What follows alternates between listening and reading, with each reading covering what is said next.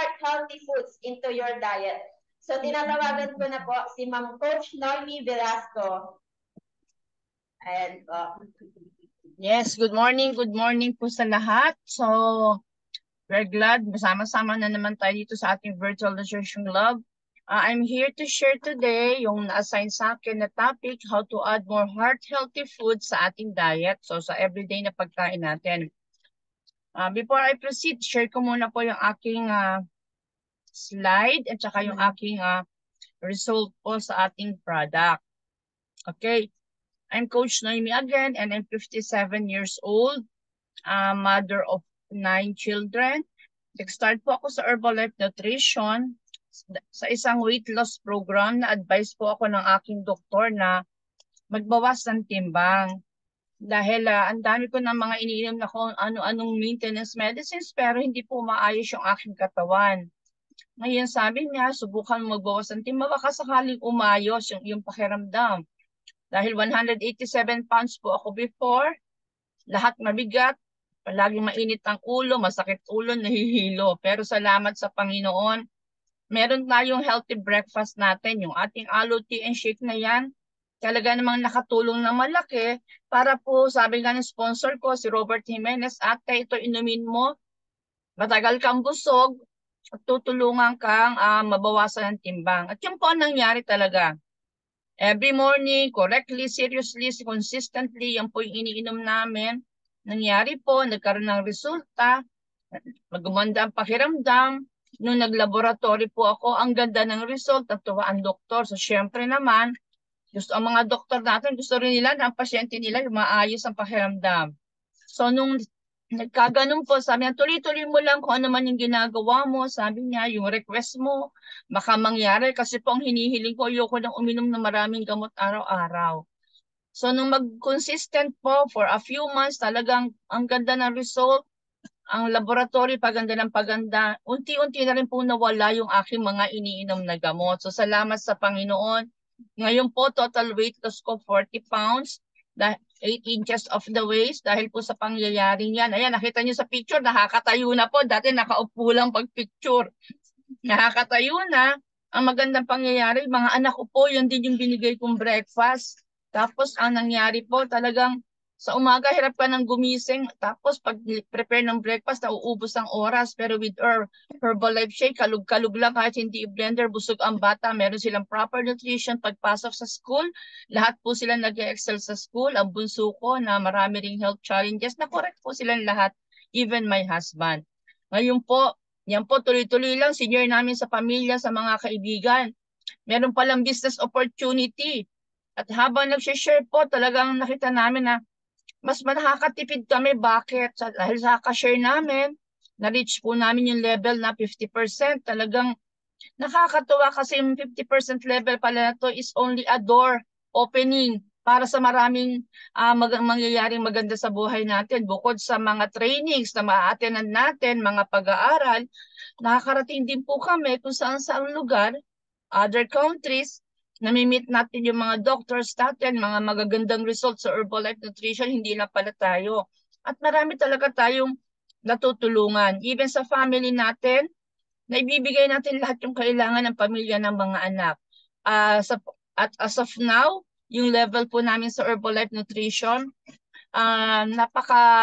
nagpapasalamat kami sa Panginoon that Herbalife Nutrition has been providing for all that we need. 10 years na po kami sa Herbalife, mag-11 years sa January. Wala po kaming ibang ginagawa kundi magkwento ng Herbalife, mag-share na mag-share. So thank you very much Herbalife Nutrition. Dito sa Virtual Nutrition Club, marami rin tayong natutulungan. So keep on joining. Okay. So proceed na po tayo sa ating topic for today. Ito po ay hango sa sulat ni Susan Bowerman do sa imherbalifenutrition.com. So if you want to know more about our products and how we could be healthier, check nyo lang po yung website na yan. Si Susan Bowerman po, ang Senior Director of Worldwide Nutrition Education and Training ng Herbalife. And siya po yung isa sa mga authors ng company-sponsored blogs. Okay, so proceed po tayo. Sabi daw po, according to CDC, yung Center of Disease Control and Prevention sa US, ang unhealthy diet daw po ay maaari mag-endangered sa mga tao, high risk for heart disease. So ibig sabihin, yung sakit sa puso ay nagmumula kang pangkaraniwan sa maling kinakain natin. So what we put in our body certainly impacts our health. Kung anong, sabi nga, you are what you eat. Yun po. So it is important to incorporate heart-healthy foods into our everyday diet. Araw-araw po kailangan maganda ang kinakain natin, maayos. Yung heart-healthy meals po, nagsisimula with heart-healthy ingredients. Hindi lang po yung main ingredient. Lahat po nung kasama-samang niluluto o kinakain natin, nagko-contribute po sa kalusugan ng ating puso. At meron po siyang isinulat o isinyer sa atin ng mga tips paano tayo mamimili, magpe-prepare ng pagkain na magsusupport sa ating kalusugan ng puso. So dito, sabi niya, what is heart-healthy diet? Ano nga ba yan? Sabi niya, pag tinawag doon na diet, calling a diet heart-healthy can be a little bit misleading. Kasi parang sinasuggest niya that a heart-healthy diet is somehow different from a more general healthy diet. Pero ang totoo po, isa lang po yun. Isa lang po. So talaga pag sinabing healthy diet, that is what will make our body healthy. It is also known as cardiac diet. Yun po isa sa mga tawag ng mga doktor dyan. Yung good for you foods including lean proteins, plenty of fruits, maraming prutas, vegetables, especially green leafy vegetable. Tapos kailangan din po natin yung adequate amount of sugar, salt, and saturated fats. So yan po yung sinasabi ni Susan Bowerman na healthy diet. Meron po siyang senior sa atin, top 10 list of heart-healthy foods. Yan. Kaya naman tinan niyo yung puso, nagsasayaw-sayaw kasi yan po nangyayari pag heart-healthy food. Number 1 po, diyan sa listahan na senior ni Susan Bowerman na palagi daw natin dapat meron tayo sa ating ref, sa ating kusina, sa pantry. Fatty fish, katulad ng salmon. Tapos sa atin, pangkaraniwan sa atin, yung mga tuna, yan po, rich in omega-3. Tumutulong po yan sa ating katawan na malaki. Yan po yung klase ng fat na mas marami na kailangan ng katawan. Number 2 po, mga lentils, mga beans, sa atin beans. Soybeans, soya beans. Kasi po, nagbe-benefit po siya sa ating cardiovascular health. Kaya naman, tinan niyo po yung ating shake, yung Herbalife shake po natin ay galing po sa soya. Soy isolate. Anong ginagawa niya? Anong meron siya? Bakit healthy? Mataas po ang kanyang fiber. Tapos siya po ay plant protein, kaya healthy sa ating organs. And also yung mga micronutrients na kailangan ng katawan natin, nandun din po. And very low po. Low in fat, free of cholesterol, and low din po sa glycemic index ang soya. Yung whole grains, katulad din, mga whole grains po, kailangan din po naman natin yan. Yung whole grains katulad ng brown rice, quinoa, marami na rin po sa market dito sa Pilipinas ngayon ng quinoa na yan.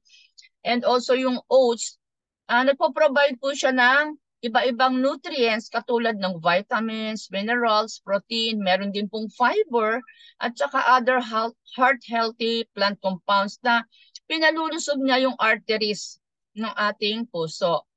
Number 4 daw po yung fat-free dairy products. So make sure every time yung mga dairy products po, gatas, yung mga iba gusto nila ay gatas ang isama sa shake. Make sure po na yung gatas nyo ay fat-free. Number 5, nuts and seeds. So healthy rin po yan, yung mga nuts and seeds, katulad yung mga walnuts and almonds. Marami na po dito ngayon sa ating market niyan. Meron din pong flax seeds and chia seeds na pwede nating ihalo sa ating everyday shake. Napaka-healthy pong panghalo yan, nakakabusog. Number 6 po yung mga gulay. So marami po tayong gulay, especially yung mga green and leafy vegetables, and saka yung mga kamatis, maganda rin po yan. Fruits, especially yung berries. rich in antioxidants. Pero dito po sa Herbalife Nutrition, meron din po tayo. Coach, ang mahal naman yan. Meron po tayong triple berry. Don't worry. Ask nyo po yung inyong sponsor or yung nag-invite sa inyo paano maka-avail. Yung mga gulay, mahal po yan, Coach. Hindi. Meron tayong fiber and herb. We have fiber band, makakatulong. Also, number 8, the heart-healthy fats, katulad ng virgin olive oil, yung mga canola oil, avocado oil, very healthy po yan. And meron din po tayong Herbalife line. So, rich source ng ating omega 3. And also, chicken and poultry breast. Kaya palagi sinasabi sa inyo ni Coach, make sure you have malaking chicken and fish. Gaano kalaki? Ito po. So, ito yung pansukat natin doon sa ating chicken and fish, chicken and poultry breast para makasure tayo na nakukuha natin yung enough na protein sa ating meal. And also, ito matutuwa yung iba dito. Dark chocolate. Dark chocolates, pero sabi dito, occasional treat. Hindi po palagi. Occasional treat lang po yung dark chocolate. Ito po yung healthier choice kesa sa ibang klase ng mga tsokolate. And remember, a heart-healthy diet not only support the health of your heart. Ito po ay sumusuporta sa overall health natin. Kaya naman, kailangan natin talaga yung low-fat protein foods that will keep you full palagi and give your body what it needs to build and repair yung mga important na parts ng katawan natin na habang ang body fat intake naman ay mas mababa. Yung saturated fat po ay nako-correct na na-maintain natin na hindi ganun kataas po. So talagang kailangan natin yung magandang source ng protein din po. And also the right carbohydrates. Yan po, importante rin po. Yung iba, ayoko ng carbs. Pero kailangan din po natin yan. Carbohydrates, give your body the fuel it needs. Kasama na po dyan yung tamang dose ng nakikita po natin yung mga vitamins and minerals, fiber. So makikita niyo po sa kabilang side yung mga sources po natin ng vitamins and minerals, fiber, yung fat na omega-3 nandiyan po. And small amount po nung right fats, nagko-contribute po siya ng essential fatty acids and flavors sa ating katawan. Mga ganyan po. When taken all together, itong mga pagkain na to will provide well-balanced diet na talaga namang mas nakakabusog at mas masarap. Ito pong heart-healthy protein, why they are good sa ating puso. They provide the basic building blocks that our body needs to perform literally talaga napakaraming function po. Yung protina, nakikita po siya sa maraming halaman din and animal foods. But yung saturated fats po, palaging nandun din. Kaya yun ang nagiging issue kung bakit yung iba nagkakaroon ng maraming challenge kasi hindi po natin alam. Pero nakakatuwa sa Herbalife Nutrition, yung coach natin palaging nandyan, nag-guide sa atin. Yung mga meats naturally contain maraming saturated fats and cholesterol. Kaysa sa mga poultry products katulad ng chicken, yung mga tawag dito, yung Peking ducks, pero mahal yan mga turkey, ganyan. So mas marami pong fats yung mga meats kaysa dun sa mga poultry products. If you eat dairy products, it is best na piliin po natin yung mga fat-free and low-fat. Yung plant proteins naman like soy proteins, beans and lentils, naturally po cholesterol-free yung mga yan. Kaya very safe po, napakaganda yung ating Herbalife Shake, yung mga ating PPP, mga products natin. Yung mga isda po, very good source po yan ng omega-3. Ang hahanapin po natin palagi yung mga plant protein. Yung mga plant protein na to kasi ay rich source po siya ng protein na hindi harmful sa katawan natin. Ang pwede rin pong pagkuhanan natin ng protina, itlog, yung egg po. So especially yung egg white, fish, seafood, poultry, non-fat, low-fat milk, katulad ng sinasabi ko kanina. So how to add to your diet?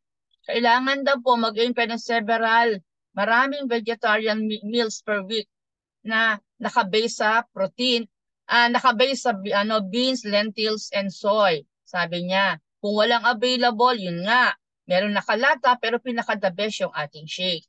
aim for 2 to 3, 2 hanggang 3 servings ng fish meal every week. Kailangan palagi tayong may nakastock ng mga isda. Ganun, di ba? Tapos, in recipes naman na kailangan ng meat o kaya ng poultry, pwede natin minsan yung mga pangpalit natin, tofu, masyadong marami yan sa market, madaling makuha. O iba pang klaseng seafood. I-replace din daw po natin yung high-fat meats ng low-fat choices na katulad ng poultry. Kung kailangan nyo ng giniling na baboy, na pork, ang ipalit natin ay giniling na karne. Ayan po. Yan po yung mga yon.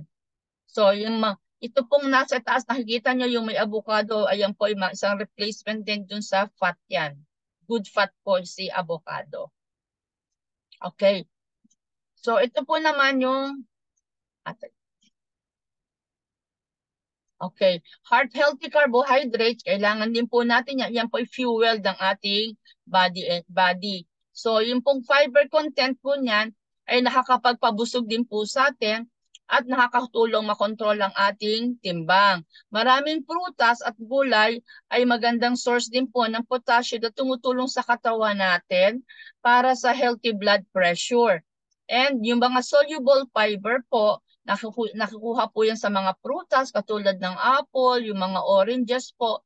Tumutulong po yan para sa ating katawan na natatrap yung water as well as cholesterol sa digestive tract natin. Tumutulong po yung mga fibers niyan. So, nakokontrol din po yung pag-circulate ng cholesterol sa ating dugo. Yung heart-healthy vegetables, nakikita po natin dyan, meron pong soluble vegetable, siguro sinabi ko kanina, nagtatrap ng tubig para matulungan yung ating circulation. Yung mga prutas po, good source po siya ng nitrate na tinutulong sa katawan natin to make nitric oxide na sumusuporta po sa kalusugan ng ating blood vessels. So limit the intake of carbohydrates from sugars and highly refined grains. Mas healthy po yung nanggagaling sa gulay natin at prutas. So what to look for? Focus po tayo sa mga gulay, prutas, whole grains para mag-provide ng carbohydrates sa ating katawan. Huwag po dun sa mga tinatinapay lalo na napaka-unhealthy po. Try to reduce your intake of sweets, juices, lalo na yung mga instant juices, sugary drinks na naman na available sa market. Instead of taking yung mga iced tea, paghaluin po natin yung ating tea and aloe, napakasarap po. Yung refined grain products, katulad din ng rice, white flour products, palitan po natin ng mga ibang klaseng sources, katulad nung palagi kong naririnig kay mother, yung sourdough na bread, napaka-healthy po. How to add to your diet? Yun na po. Palaging fruit, vegetable. Mag-stock tayo palagi niya ng marami. Magbaon. Yung mga fruits and vegetables sa ating protein shakes, pwede po nating ihalo yan. Gamitin sa snack natin every 4 o'clock. Haluan po natin yan ating mga merienda. Yung frozen fruits and vegetables po, convenient way po yan para palaging merong ready available sa bahay. Ilagay lang po sa rep. Pag kailangan, kukuha tayo, pwedeng i-microwave or pwede nating ihalo sa ating mga shakes kahit sa mga binibake natin, pwede nating ilagay yung mga yan eh.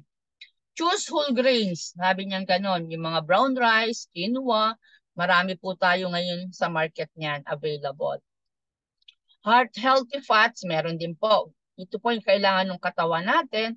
Your body needs small amounts of fat in order to function properly. Ang kailangan po, ang importante is choosing the right fats, sabi niyan ganon, and keeping your overall fat intake moderate. So in general, fats are derived from plant sources are considered to be more healthy. Meron din pong fats, hindi lang po nanggagaling yan sa pork or beef, meron din po sa ating mga halaman. Yung animal fats contain more saturated fats na harmful sa ating katawan, nagpapataas ng ating blood cholesterol levels. Yan po. So tandaan palagi, choose your fats kung manggaling sa ating, na huwag manggagaling sa animal fats po. Mas maganda. So yung nuts, seeds, avocado, yan po ay magandang source ng healthy fats. Yung oil po na nanggagaling dyan ay very useful sa ating katawan, hindi nakakapagbigay ng sakit sa atin. Yung olive oil, canola oil, good source din po yan ng monounsaturated fatty acids, the great na pwede natin gamitin, great for cooking, baking, magagamit. Yung small amounts of nuts, kailangan po yan, and seeds na pampa-flavor natin. Di ba nakikita po natin usually mga shakes ng iba, hinahaluan nila ng mga nuts. Meron naglalagay ng almond, may naglalagay ng peanuts. Yan po, nakakatulong yan. I-limit po natin yung intake ng saturated fats na nanggagaling saan? Sa butter. Yung mga shortening na ginagamit sa tinapay, yan po yun. Nakukuha po, madalas yan galing sa animal fat. Yung cheese, fatty meats, and ice cream, meron po yan. So, paano natin i-add sa diet natin? Yun nga, moderate amounts of nuts for snack. Remember, kahit healthy yan, kapag ka po palaging marami nating ginagamit, nag-multiply, madami na rin po naiipon sa katawan natin. Ito na po. Itong diet na to, heart healthy vegans po, for vegans and vegetarians, ito po, naturally plant-based. And it provides plenty of fiber and phytonutrients while being naturally low in cholesterol and saturated fats. Napakaganda po yung ating F1 shake. Iyan po yung pinaka-shape safe para sa lahat. Bakit? Kasi po, siya po ay galing sa soy protein. Quality soy protein that provides good complete source of essential amino acids na kailangan ng katawan natin. Tumutulong sa ating mag-repair ng ating cells and body tissues. So, napaka-importante po ng protina na yan para sa mga body processes katulad ng pagpapalusog, pagpapaganda ng ating immune system. Okay. So, before I matapos po yung aking topic, sabi nga po dito, take care of your heart as you age. So, ito po, kitang-kita po natin sa gilid, yung pinoprovide ni Herbalife sa atin, tinuturo sa atin yung balanced nutrition. So, malagi lang po natin i-maintain yung ating healthy breakfast na yan at yung ating all the rest of the products na iniinom natin. There is no better time to start healthy practice than today. Support your healthy diet with supplements beneficial to your heart, and surely tayo po yung magre-reap ng reward. So thank you very much for giving me the opportunity to share. Back to you, Coach Jane. Ayan, thank you po Ma'am Noemi sa ating informative topic po ngayon. So thank you po everyone sa pag-join po ngayong araw na to. So mag-stay lang po ang mga gusto po mag-workout po ngayong araw na ito. So, yan po. Meron po tayong disclaimer for workout, Coach. Ayan. Thank you, everyone. Ganun din po sa mga naka-FB Live. Sa mga guests po, thank you po sa pag-join po.